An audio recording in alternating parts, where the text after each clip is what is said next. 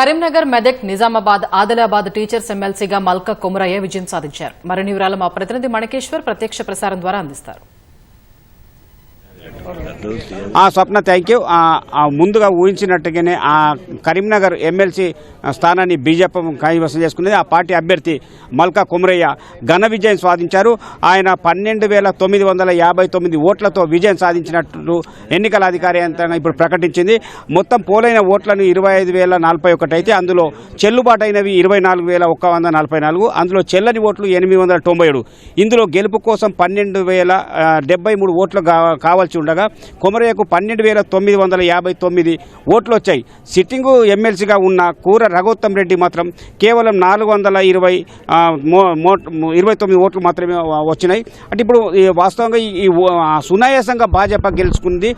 మొదటి ప్రాధాన్యత ఓట్లు 7,600 కావాల్సి ఉన్నప్పటికీ వచ్చింది. అయితే మొదటి ప్రాధాన్యత ఓట్లతో పూర్తిగా విజయం సాధించినప్పటికీ రెండో మూడో ప్రాధాన్యత ఓట్లతో మల్కా కొమరయ్య విజయం సాధించింది. ఇప్పుడు ఆయన పోలింగ్ కేంద్రం నుంచి ఇప్పుడే మన తనకి బయటకు వచ్చేది ఎక్స్క్లూజివ్ కనిపిస్తుంది. సార్, ముందుగా మీకు ఈటీవీ నాటి తరపున అభినందనలు.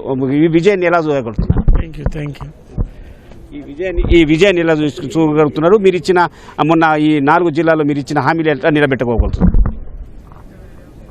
ఈ విజయం టీచర్స్ అందరికీ, స్పెషల్గా మా బీజేపీ పార్టీ తపస్సు యూనియన్ నాకు సపోర్ట్ చేసిన ప్రతి కార్యకర్తకు, తపస్సు దానికి స్పెషల్గా 317 మీద సంజయ్ గారు బాగా టీచర్ కొరకు స్ట్రైక్ చేశారు.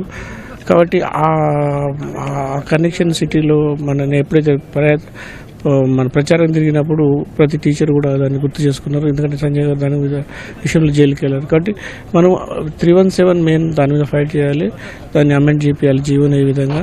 ప్లస్ ఇంకా టీచర్లకు చాలా సమస్యలు ఉన్నాయి. వాళ్ళకు మేము మాట్లాడిన వాగ్దానం చేసిన సమస్యలు తీరే వరకు వాళ్ళు వెంటనే ఉండి కొట్లాడతాం. Thank you. ఇప్పుడు మీకు పూర్తిగా ఎన్నికల అధికారిగా ఎన్ని ఓట్లు వచ్చినాయని చెప్పారు. ఎన్ని ఓట్లు మీరు ఆశించిన అన్ని ఓట్లు వచ్చినాయి, మన తగ్గిందని అనుకుంటున్నారా, లేదా ఆశించిన దానికన్నా ఏమైనా ఎక్కువ వచ్చినట్టు?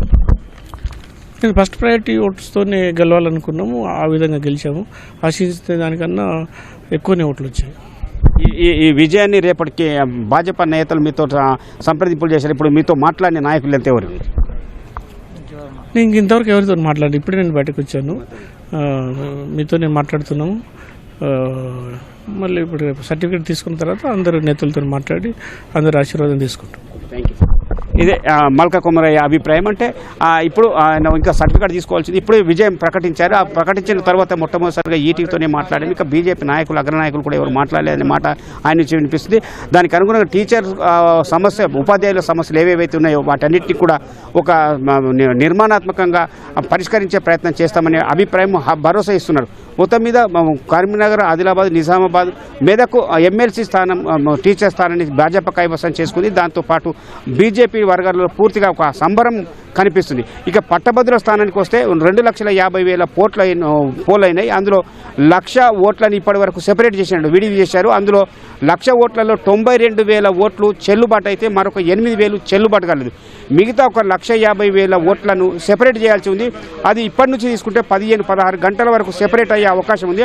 అంటే రేపు మధ్యాహ్నం వరకు పట్టభద్రుల స్థానానికి సంబంధించిన ఓట్లన్నింటినీ సెపరేట్ చేసిన తర్వాత ఆ తర్వాత ప్రాధాన్యత క్రమంలో 1, 2, 3 చొప్పున లెక్కించాల్సి ఉంది. అంటే రేపు అర్ధరాత్రి వరకు కొంత తొలి ఫలితం వచ్చే అవకాశం ఉంది పట్టభద్రులు. మిగతా దానికోసం ఇప్పుడు అధికార యంత్రం కూడా దానికోసం ఏర్పాటు చేస్తున్నది. షిఫ్ట్ల వారీగా కొనసాగుతున్న విధుల నిర్వహణలో భాగంగా ఇప్పుడు 3వ షిఫ్ట్ ఇప్పుడు లోపలికి వెళ్తున్నది. ఇది కరీంనగర్లో తాజా పరిస్థితి. కెమెరామెన్ తిరుపతితో మణి, ఫోటో, హైదరాబాద్ స్టూడియో. ధన్యవాదాలు మణికేశ్వర్.